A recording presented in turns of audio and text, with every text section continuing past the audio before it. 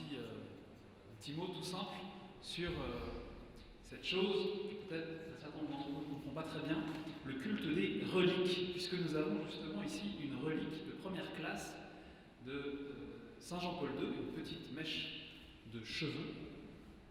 Il y a plusieurs classes dans les reliques. La première classe, c'est une partie du corps. La deuxième classe, c'est des vêtements ou des objets qui ont appartenu au défunt et qui ont touché son corps. Et puis la troisième classe, ce sont des tissus qui ont touché des reliques de première classe. Et après, vous avez la quatrième classe, c'est celles qui ont touché, celles qui ont touché, et puis ainsi de suite. Là, c'est les premières classes, et c'est des cheveux. Et c'est pas rien du tout. Parce que, en fait, voilà, en raison, en vertu de ce lien entre le corps et l'âme dont je vous ai parlé, le fait que le corps est le moyen par lequel l'âme qui s'exprime, agit, intervient dans l'histoire et se manifeste, eh bien les défunts, les saints, évidemment, ceux qui sont près de Dieu, eh bien, conservent un lien privilégié avec leur corps.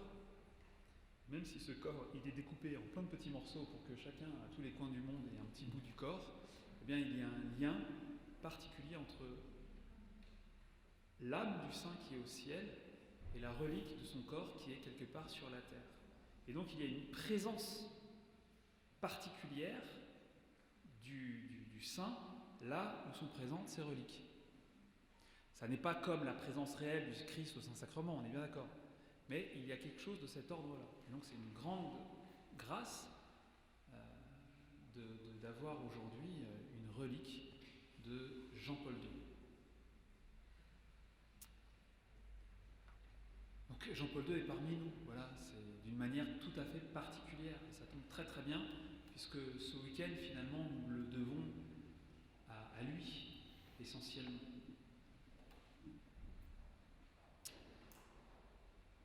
Alors je reprends l'une de ces grandes paroles bouleversantes, celle avec laquelle j'ai terminé le premier exposé tout à l'heure. Le corps et lui seul est capable de rendre visible ce qui est invisible, à savoir le spirituel et le divin. Il a été créé pour transférer dans la réalité visible du monde le mystère caché en Dieu depuis les temps immémoriaux. Votre corps est capable de rendre visible l'amour même de Dieu. Je ne sais pas ce que ça vous fait d'entendre ça, mais c'est quand même merveilleux. Ce corps que saint Paul appelle par moments le corps de misère, ce corps fragile, ce corps lourd, ce corps avec lequel on entretient des relations plus ou moins pacifiques, ce corps qu'on aime, ce corps qu'on n'aime pas, eh bien ce corps-là est capable de rendre visible l'amour même de Dieu et d'en apporter la manifestation au cœur de la réalité matérielle. Alors voyons, pour poursuivre dans cette idée-là, un autre point, la signification du corps.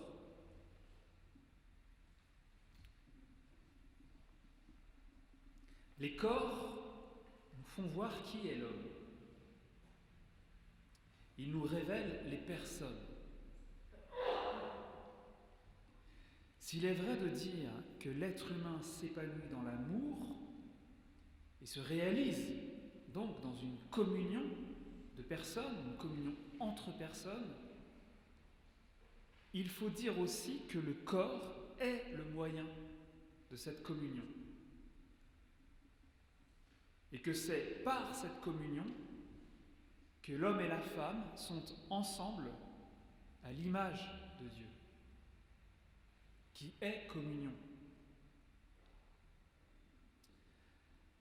Alors maintenant, il nous faut vraiment entrer plus avant dans le vif. Le vif, c'est la chair. On va entrer dans le vif du sujet, au sens propre du terme. Parler de l'être humain masculin et de l'être humain féminin. Car oui, on n'y pense pas souvent de cette manière-là, mais il y a bien deux manières différentes d'être être humain. On est tous des êtres humains, mais on n'est pas être humain pareil.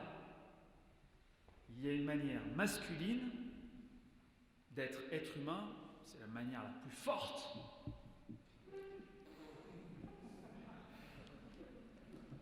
Et il y a une manière féminine, c'est la manière la plus belle d'être être humain. Voilà, deux façons différentes d'être être humain, c'est la différence sexuée. La différence sexuée. Sinon, regardons comment nous sommes fichus. Au centre du corps, qu'y a-t-il ? Au milieu. Ouais, un peu plus bas que le nombril. À peu près, hein, on n'est pas à quelques centimètres près. Mais au centre du corps, il y a le sexe. Anatomiquement parlant. Et cela nous dit déjà quelque chose. Au cœur de la personne, il y a sa sexualité. Non pas au sens qu'au cœur de la personne, il y a son activité, je ne sais pas très bien quelle serait la meilleure expression, son activité sexuelle, mais au sens où cette réalité inonde totalement son être et sa personne. Elle caractérise profondément, totalement l'être humain que nous sommes, elle caractérise l'image de Dieu que nous sommes. Je suis homme. On ne va pas rentrer aujourd'hui, je pense que ce n'est pas la peine ici, dans ces histoires de théorie du gender et compagnie. Je suis homme ou je suis femme. Mais ce n'est pas un détail. Comme j'ai les cheveux longs, j'ai les cheveux courts. Ou j'ai pas de cheveux du tout. Il n'y a pas une partie de mon corps qui n'est pas marquée par cela. Et c'est vrai non seulement de mon corps, mais c'est vrai aussi de toute ma personne. Au cœur de la personne, il y a sa sexualité. Donc je répète, non pas au sens de l'activité sexuelle, mais au sens où cette réalité inonde et caractérise l'image de Dieu que nous sommes. Les corps sexués de l'homme et de la femme sont différents.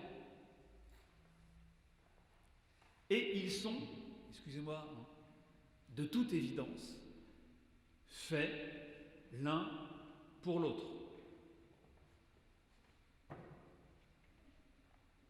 De toute évidence. De toute évidence. Nous pouvons tout simplement affirmer que l'homme est pour la femme et la femme pour l'homme. Alors cela, c'est vrai pas seulement au plan du couple. L'homme est un don. Les hommes sont des dons pour toutes les femmes et les femmes sont des dons pour tous les hommes.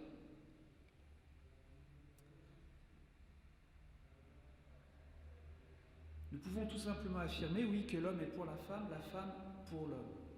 Leur différence est complémentaire.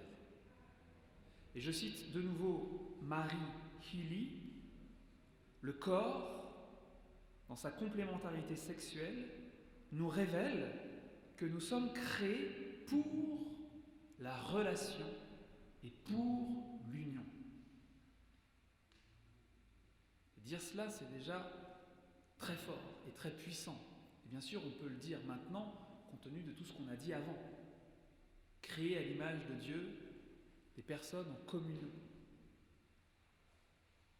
Le corps, dans sa complémentarité sexuelle, nous révèle que nous sommes créés pour la relation et pour l'union. Le masculin et le féminin sont en vue du don total de soi à une unique, je dis bien une unique, personne aimée. Ainsi, nous voyons que notre vocation à l'amour, notre vocation à participer à la vie même de Dieu qui est amour, est inscrite dans notre chair, dans notre corps et notre psychologie aussi. C'est inscrit partout. Nous sommes faits pour cela. Et c'est magnifique. N'est-ce pas magnifique? Notre corps nous dit ceci: seul l'amour convient à la personne. Aimer et être aimé. Le corps nous dit cela. Regardez-le bien. Votre corps ne vous dit pas autre chose. Oui, notre sexualité nous tourne radicalement vers autrui. Elle oriente radicalement notre personne vers une autre personne, en vue du don total de nous-mêmes, car nous sommes à l'image de Dieu. Elle oriente radicalement notre personne vers une autre personne, en vue du don total de nous-mêmes, dans une relation d'amour suprême et définitive et exclusive. C'est-à-dire que ce qu'on fait entre époux, on le fait avec personne d'autre. Notre sexualité montre que l'être humain est appelé par le Seigneur à vivre l'amour avec une majuscule, l'amour total. Ainsi, le corps a ce que Jean-Paul II appelle une signification unitive. Une signification unitive. Le corps a une signification unitive, ce qui veut dire que sa raison d'être profonde est d'unir les personnes. D'unir les personnes et d'être le chemin par lequel se réalise cette union.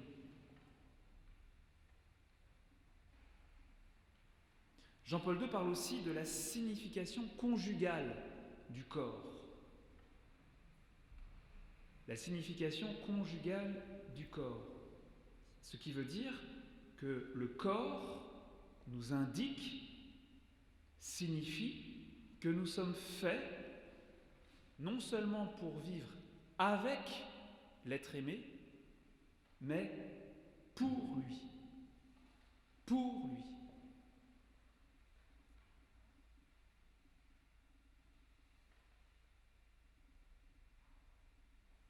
Et là, on peut déjà dire que toute relation sexuelle vécue sans un amour vrai est un non-sens.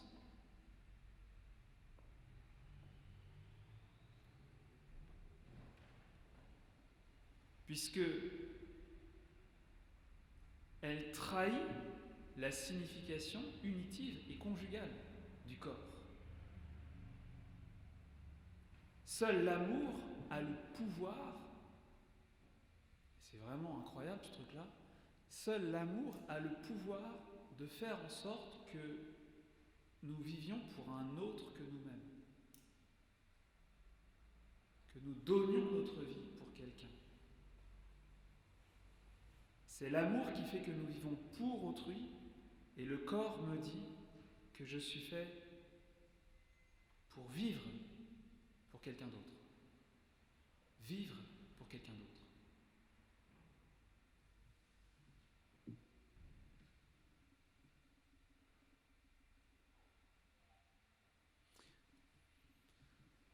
On remonte un peu le regard, on va regarder le visage, on en reparlera du visage tout à l'heure, très important, évidemment.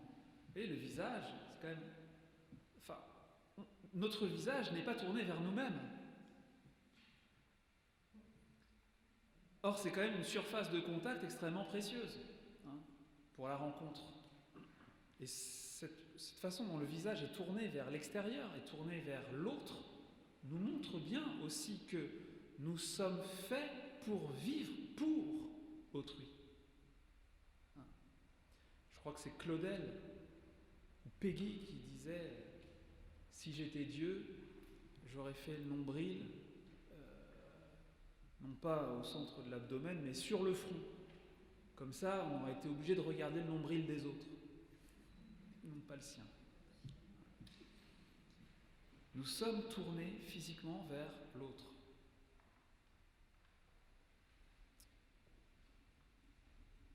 Signification conjugale du corps, voyons maintenant ce qu'on appelle le propre des époux.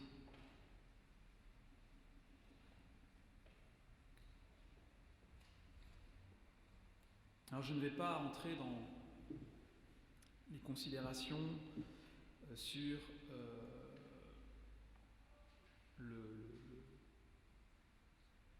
les couples de personnes divorcées, remariées.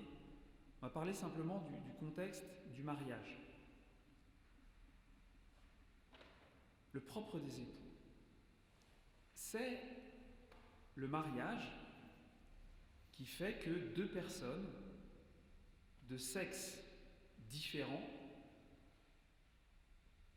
ne disons plus opposés, c'est pas beau cette expression, le sexe opposé. Le sexe opposé.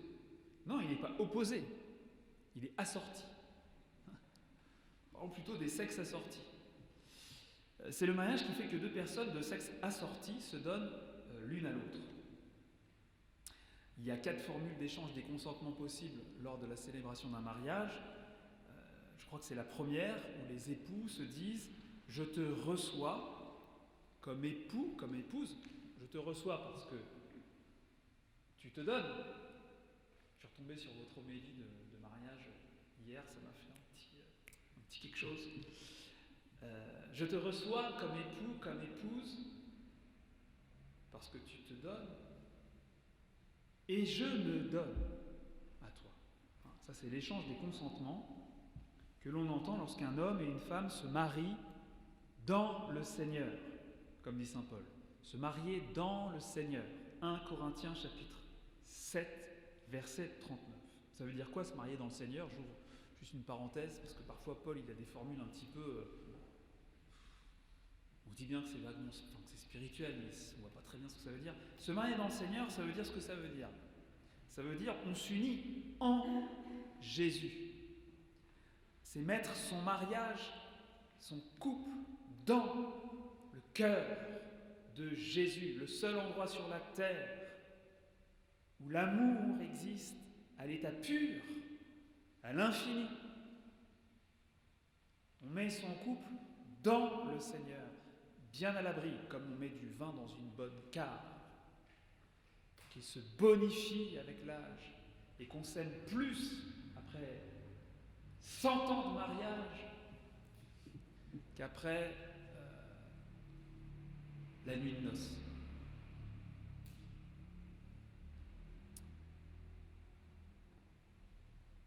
Mettre son mariage dans le cœur du Seigneur, recevoir sa bénédiction. L'expression de l'apôtre, se marier dans le Seigneur, désigne le mariage comme sacrement.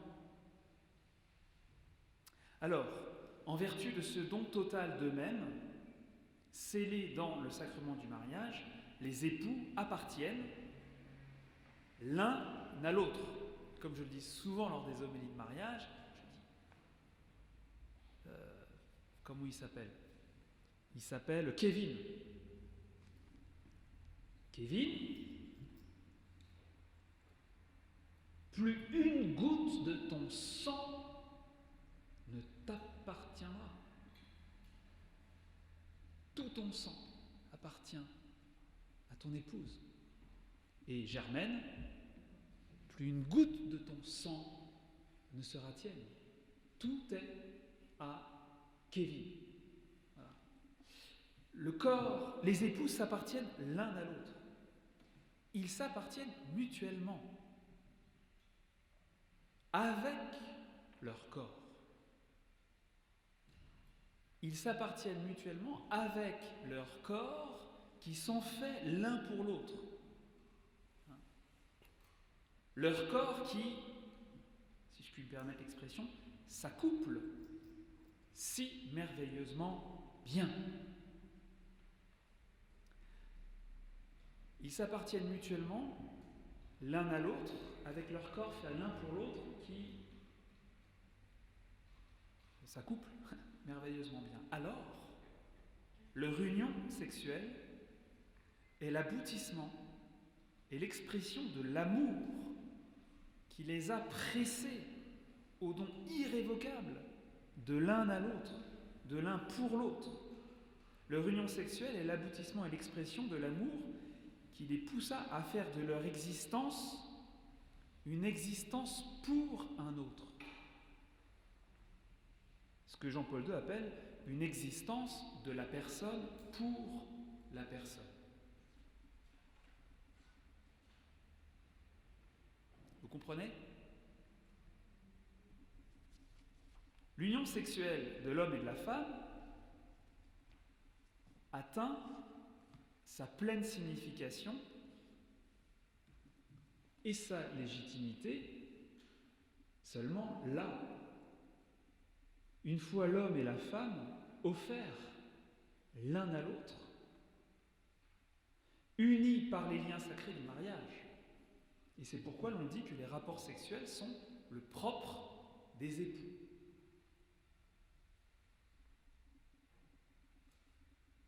Dans le livre de la Genèse, on trouve ce verset que l'on entendra de nouveau plus tard dans la bouche de Jésus. L'homme quittera son père et sa mère et s'attachera à sa femme. Et ils deviennent une seule chair. Genèse chapitre 2, verset 24. L'homme s'attache à sa femme, ça c'est le mariage.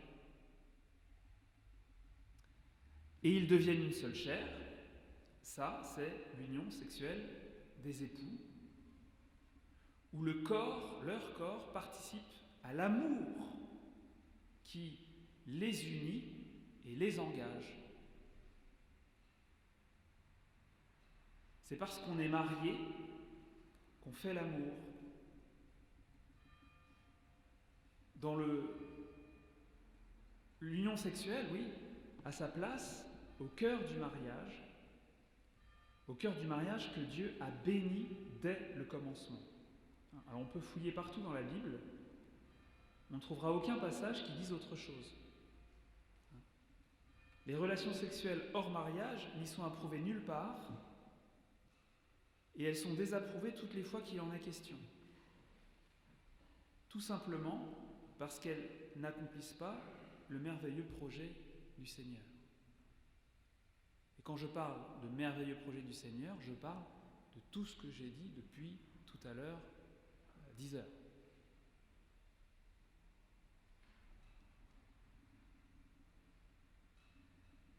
Avec tout ce qu'on a déjà dit, nous comprenons que l'homme est devenu image et ressemblance de Dieu, non seulement par sa propre humanité, disons chacun individuellement, en tant qu'individu, créature spirituelle et corporelle, je suis à l'image de Dieu. Moi, individuellement, chacun personnellement.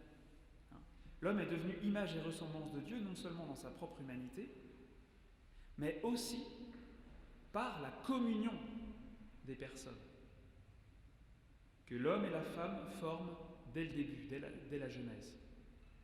Donc quand on dit que l'homme et la femme sont créés à l'image de Dieu, ça doit s'entendre de deux manières. D'une part, à un plan individuel, personnel, je suis une créature spirituelle, je suis un vis-à-vis pour Dieu, mais aussi, ça désigne le couple qui, par la communion des personnes, qui inclut la communion des personnes qui inclut l'union sexuelle, eh bien, reflète le mystère de la communion des personnes divines. Être à l'image et à la ressemblance de Dieu, ça se comprend de ces deux manières-là. Et à ce propos, l'incise du texte biblique de la création est très importante. Écoutez bien, chapitre 1, verset 27. Dieu créa l'homme à son image. À l'image de Dieu, il le créa. Hommes et femmes, il les créa. Ça donne le tournis. Dieu créa l'homme à son image. À l'image de Dieu, il le créa. Hommes et femmes, il les créa. Il les créa en étant masculin, ordonné au féminin. Il les créa en étant féminin ordonné au masculin. Et en étant créé ainsi, masculin ordonné au féminin, féminin ordonné au masculin, l'être humain est image de Dieu qui est communion de personnes.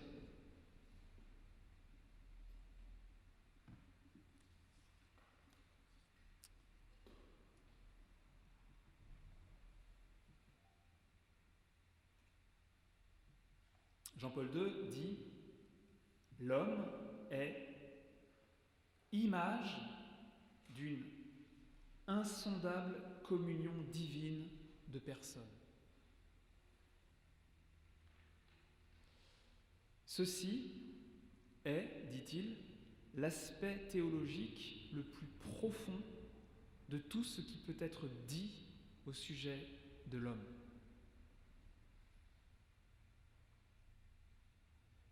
Et de la sexualité.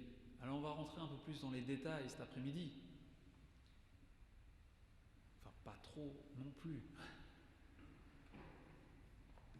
Mais pour finir, posons bien les choses que nous avons vues ce matin. Et puis après, je vais vous proposer qu'on prenne un temps d'adoration du corps. On va adorer un corps, le seul corps qu'on puisse adorer. Le corps de Jésus, le corps de Dieu, le corps que Dieu nous donne pour entrer en communion avec nous, le corps que Dieu nous donne pour nous faire entrer dans la communion trinitaire, le corps que Jésus donne pour nous donner sa personne,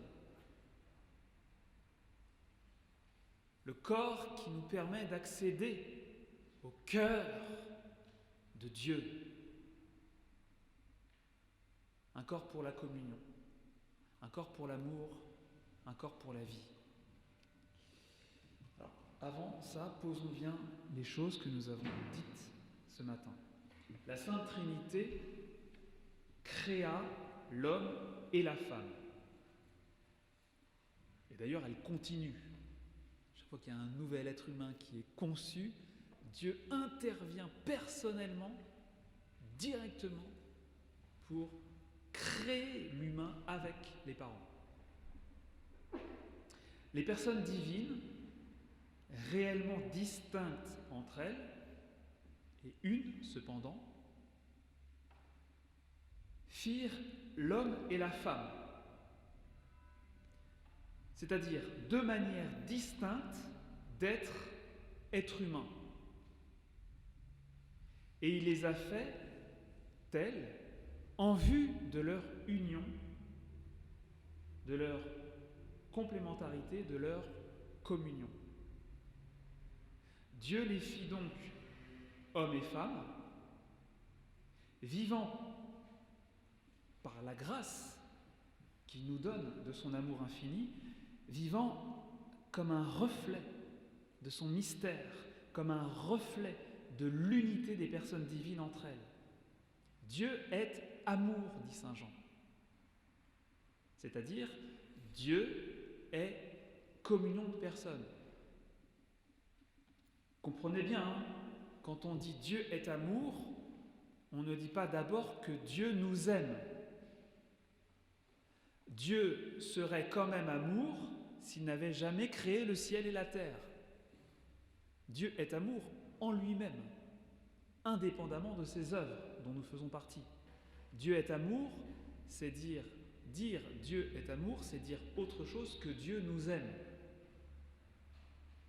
Il se trouve que parce que Dieu est amour, Dieu nous aime. Mais ce sont deux choses distinctes.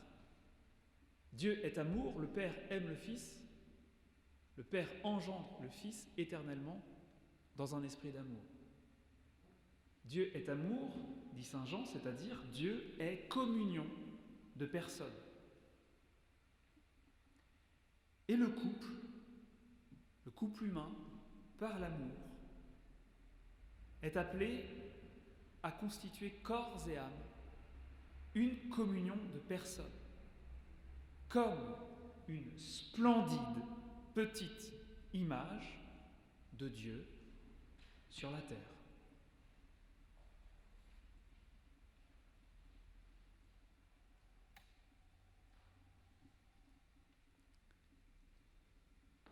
Voilà, je vais exposer le Saint-Sacrement maintenant, jusque vers 12h30.